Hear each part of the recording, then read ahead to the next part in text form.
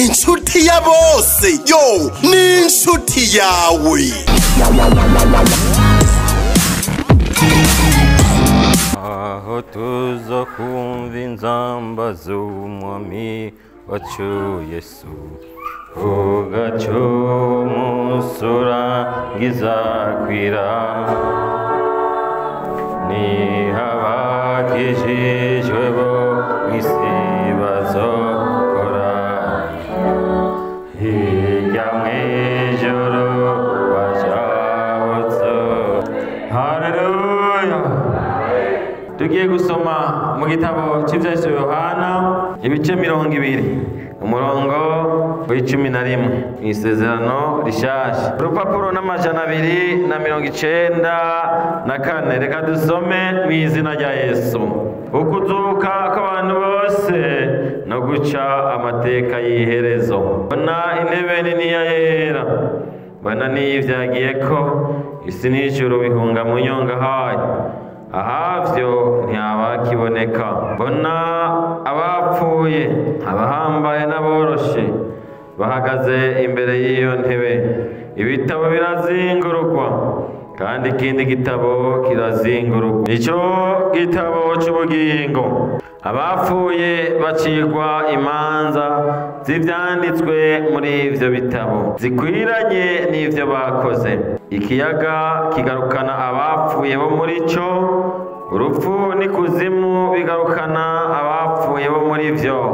Bacirwa imanza zikwiranye n'ivyo umuntu wese yakoze. Urupfu na kuzimu baterwa mu muriro waka umuriro. Ico kiyaga caka umuriro nirwo rupfu rwa kabiri. Imana ibashane. Haleluya.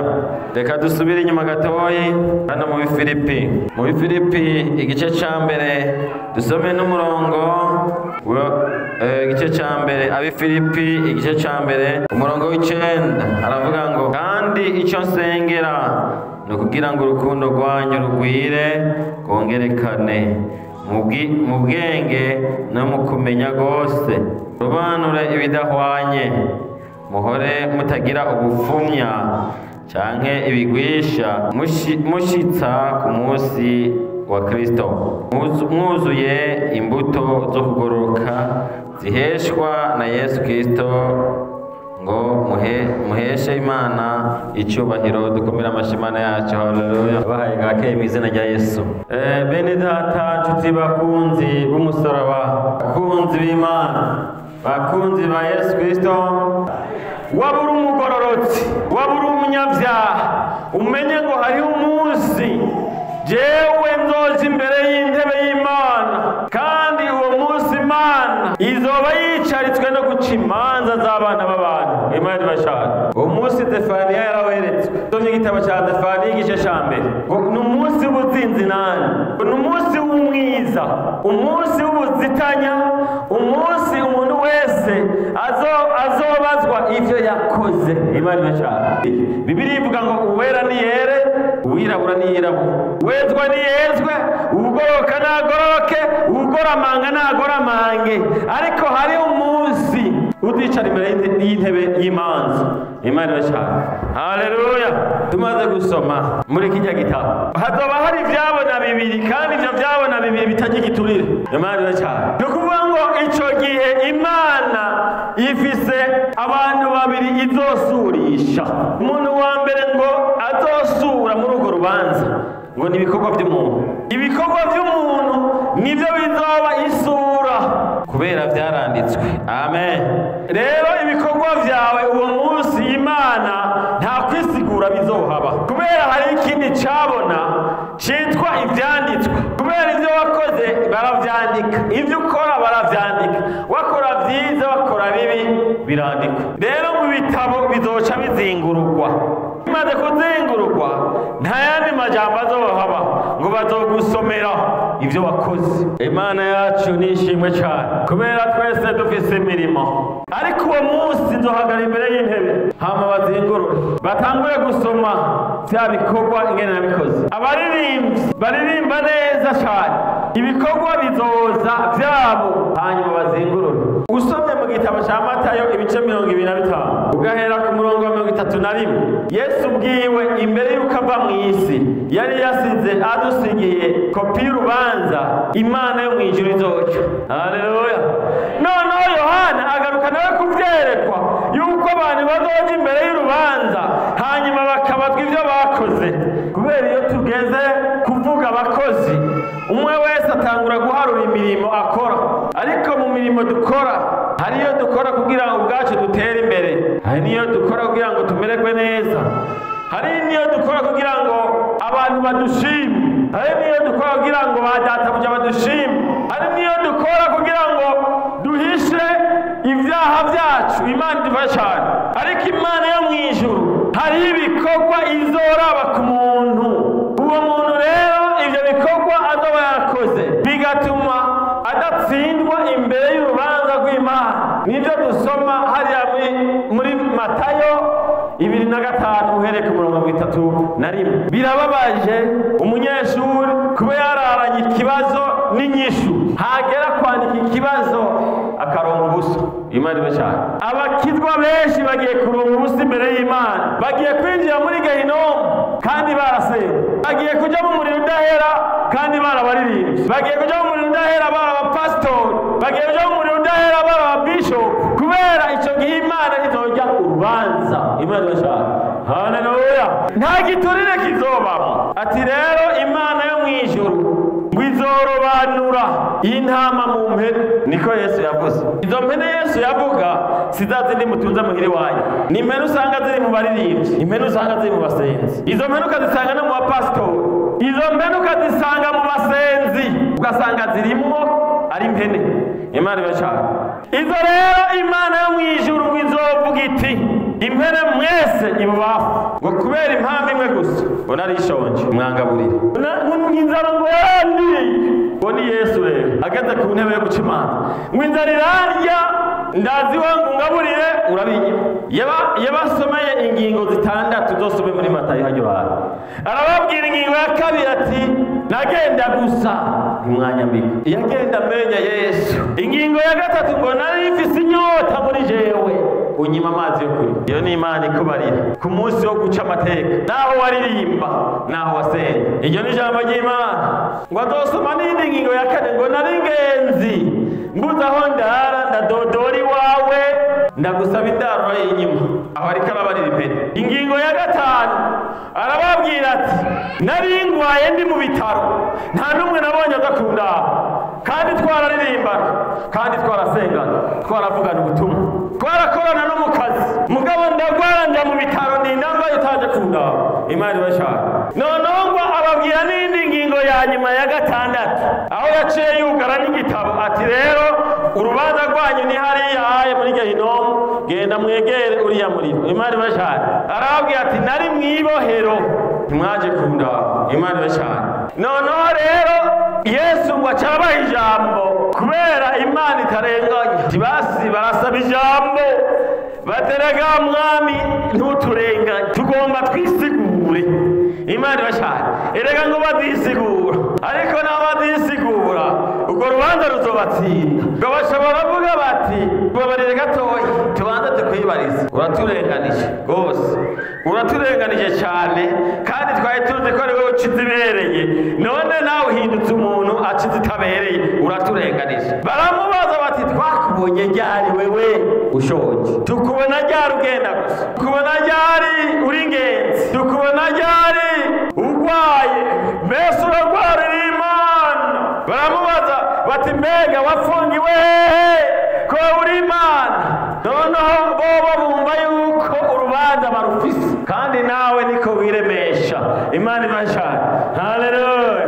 Bumva yuko urubanza barutsinda kubigera kose, ariko Yesu ngo arahaguruka arababwira ati umviriza nababwire ko mutabikoreye umwe muri babandi bari hanyuma y'abandi, muri babandi bari inyuma yawe, hindukira urabe inyuma yawe. Haleluya. Mwakoze cyane guhindukira mukaraba ari inyuma yawe, ariko hindukiza ubwenge bwawe urabe wa wundi mutoyi ari inyuma yawe, wari icyo uri kuramufasha wewe. kwiyo agwaye kumuraba, kwiyo ashonje kumugaburiro. Imana ibacane. Ubwo niko rubanza Yesu azoca. Ayo majambo rero ngo azoca yabwira n'abari buryo bwiwe ati mwebwe rero nimuze kuko data yarabahezagiye kubera nari shonje murangaburira. Haleluya. Bwira mugenzi wawe uti yawe wakunda Imana mungaburira.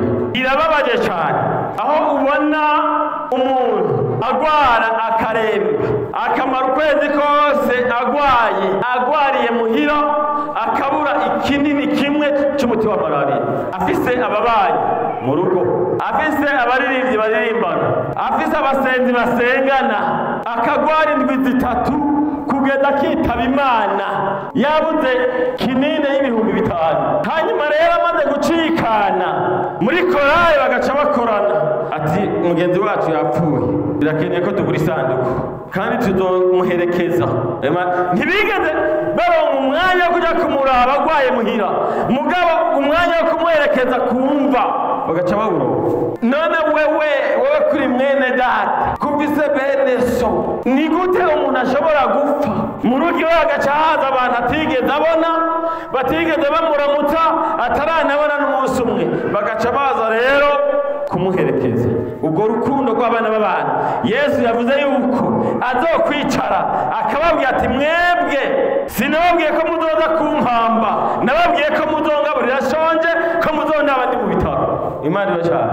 Haleluya. Wewe rero uzi yuko uri kuraja mu ijuru, hindura rero ivyo vyiyumviro vyawe. Nta na rimwe Imana izoza kukubaza ivyo wakore uwo wambitse yapfuye, izokubaza uwo wambitse agenda. Mbega ziya wamwambitse yapfuye ninde azozibona? Mbega wewe ko wazimwambitse azonezerwa atambuka zinezerererwe? Usomye mu gitabo cy'umusiguzi ngo abapfuye nacyo baba bakizi, bisobanura yuko atabakina gushimira nta n'umugisha kigusabira. Imana ibacane. Ariko abakiriho nibo bakeneye kwambikwa, nibo bakeneye kugaburirwa, nibo bakeneye kurabwa bagwaye. Rero abantu bakunda bapfuye, sinzi ko ari uko baba bavuyemwo bakavuga ati birasigaye none ivyo yahora arya ngiye kubishikira. Ariko nawe umukunda apfuye, nawe ingere ku yindi nawe bazogukunda upfuye. Wari ukwiye kubakunda bakiriye kugira ngo nawe uzokunda ukiriho. Birakwiye yuko abantu bavuga ko bamenye Imana bayimenyera muri mugenzi we, apana kumenya Imana mu ndoto. Imana yarabikoze neza. Imana iri mugenzi wawe. Ubonye mugenzi wawe ubonye Imana nta bindi, nta yindi Imana uzoza kubona ikiragenda. Ariko mugenzi wawe ni Imana, mugenzi wawe nikeneye kugaburirwa, nikeneye gufashwa, nikeneye kurabwa. Izo Mana mwiyumvira sizo nibigirwamana. Imana ibashaka. Kandi kuri urya munsi w'iherezo uzobibazwa. Imana izokubwira wiyumvire wewe ni bangahe uraba bagwaye. Kandi igitangaje niyo mutaraba bagwaye nawe utaraba bagwaye, iyo batakuravye urababara, batakuravye urababara ngo ntibandavye, kandi nawe utazi kuraba abandi.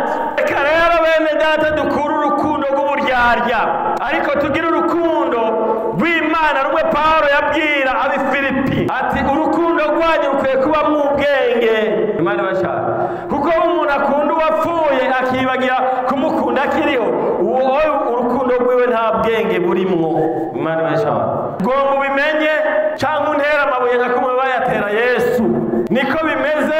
Yesu naho yigeze avuga yuko muzoza kumuraba yapfuye, ahubwo yavuze ko mumuraba akigwaye. Niyavuze ko muzomwambika ari mu isanduku, yavuze ko muzomwambika agihema. Noneho rero nta wundi Yesu ni mugenzi wawe. Uwo Yesu rero kugira ngo muhure ni uko utegerezwa guhura na mugenzi wawe. Haleluya. Aha rero atakwiremarema, umwe wese arumva ijwi rimutsinda muri we.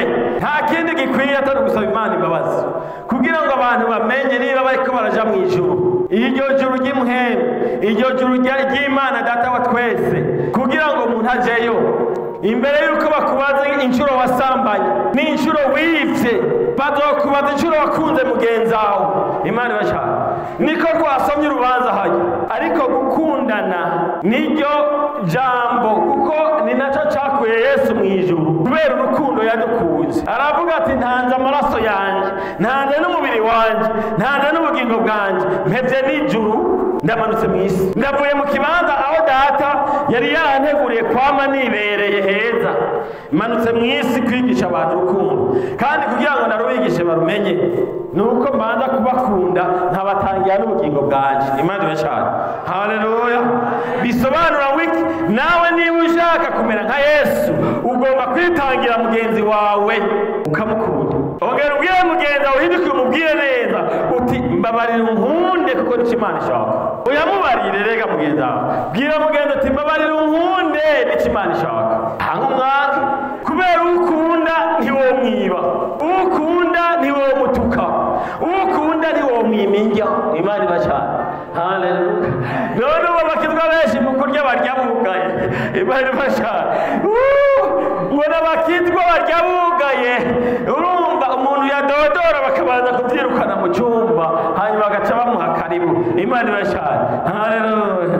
Hanyuma nawe yashika akamubwira ati nukuri mwene data biragoye burya ngire ndaburare, agaca atangwa kumubwira ati yo wihangane, wibuke amagorwa ya Yobu, wibuke Mefibosheti hari Irodebari, wibuke Lazaro. Urumva, reka dusenge Imana, reka dusenge Imana kugira irabe ikigukorera. Oya suko ubwo n'uburyarya bw'abakizwa, ubwo n'uburyarya. Mugaburire kuko nicyo Imana igomba, mugaburire hanyuma musenge n'abahanzi. Bari bashaka umuntu akagenda gusa impuzu yambara kandi uzifise. Imana bashaka uwagira amatohoza mu bantu bitwa barokore abakizwa nibo bantu ba mbere usanga batunze impuzu nyinshi, ariko ugiye urumva umuntu akaza ari umukene atagira impuzu yambara, wewe ufite izo wambara n'izo wahevye utacibuka n'umunsi wo kuzambarirako. Imana bashaka ugaca umubwira ati ihangane reka dusenge Imana, uri ku muvumo wa shetani, uri ku muvumo w'ubukene vrema, reka dusenge Imana, Imana ikubohore. Ngo n'uburyarya. Imana ibashaka. Kubera iki utomwambika hanyuma umaze kumuhereza igositimu imwe muri za dufise, igitenge kimwe muri za dufise, rero duhaguke dushima Imana ko yakundungitse ko kaba ndakwambitse. Haleluya. Ugaca rero mwaguka mugashima Imana nezerewe ko nawe arambaye araberewe. Imana ibashaka. Ariko niyapfa hoho uzotanguranwa kuza kuzimwambika ngo azijane mu kuzimu hariya, mbega azozibona. Imana ibashaka. Ubwo niko rukundo abana b'abantu bakundana uyu munsi. Imana ibashaka. Birakwiye rero yuko abantu bamenye yuko iyo Mana dukorera, mbega ubwo niwapfa uzojana zingahe? Imana ibashaka. Gomba uzibahe bazambare kuko n'ubundi nawe ntazuzojana. Imana ibashaka. Nta n'inzu uzonamara. Imana ibashaka. Umuzigo yavuze yuko ari ukuruhira ubusa, igihambaye gusumba ibindi ni ukugaburira mugenzi wawe. Imana ibashaka. Haleluya. Nizere ko uno munsi utaza kwisangiza. Imana ibashaka. Haleluya. Nizere ko uno munsi uza kurondera umuntu musangira umubwire uti nasanze vyose ari ubusa, reka dusangire mwene data. Haleluya. Imana yacu ni nziza. Haleluya. Kandi rera nico gituma izoca imanza zabera. Haleluya. Inzira ni zibiri bene data, ni muri Gahinomu no mu ijuru, nta yindi nzira ihari. Hari igihe wariye wenyene. Imana ibashaka. Hari igihe wanse mwene so. Imana ibashaka. Kubera Bibiliya iravuga ngo uwanka mwene se ni umwicanyi.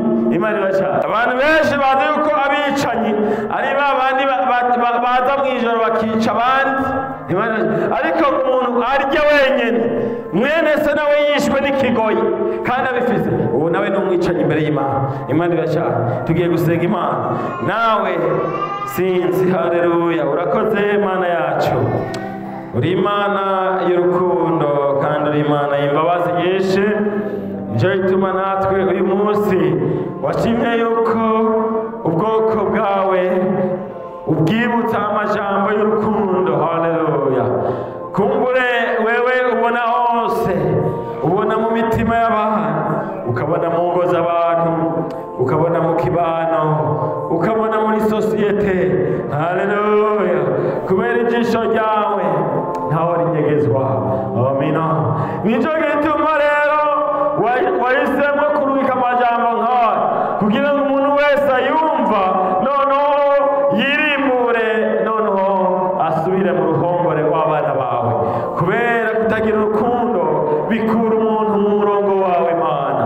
Kubera niwe watanze umwana wawe umutanga kugira ngo aze gucungura umwana w'umuntu, kubera urukundo ufitiye abana b'abantu.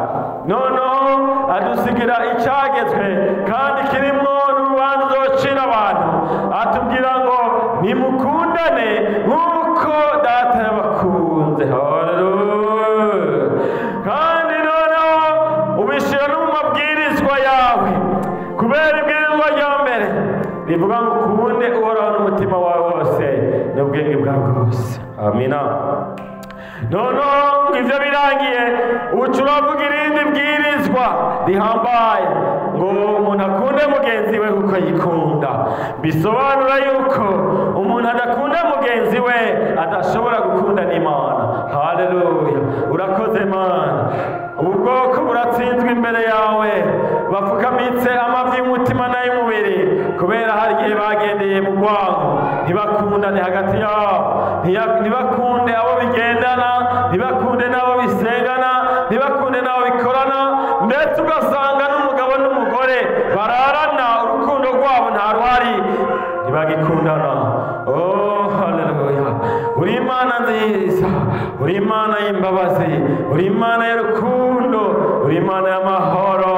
None rero ntawogira amahoro yankana, kuko uwo ngo ni umwicanyi, niko ijambo ryawe rivuga. Rero nta mwicanyi yogira ubugingo budahera. Haleluya. Reka utange imbabazi ku muntu wese Mana. Haleluya. Umuntu wese atsinzwe n'iri jambo noneho agaca bugufi, ko tuzi ukiri ku ntebe yawe y'imbabazi, utaricara kuri ya ntebe y'imanza. Tanga imbabazi zawe Mana. Urakoze Mana. Urakoze gutanza imbabazi ku muntu wese. Haleluya. Reka noneho ubahe ingabire nziza y'urukundo, ubahe urukundo umwe wese yige gukunda mugenzi we nk'uko yikunda, mu izina rya Yesu Kristo umucunguzi wacu. Amen. Inshuti ya bose yo ni inshuti yawe.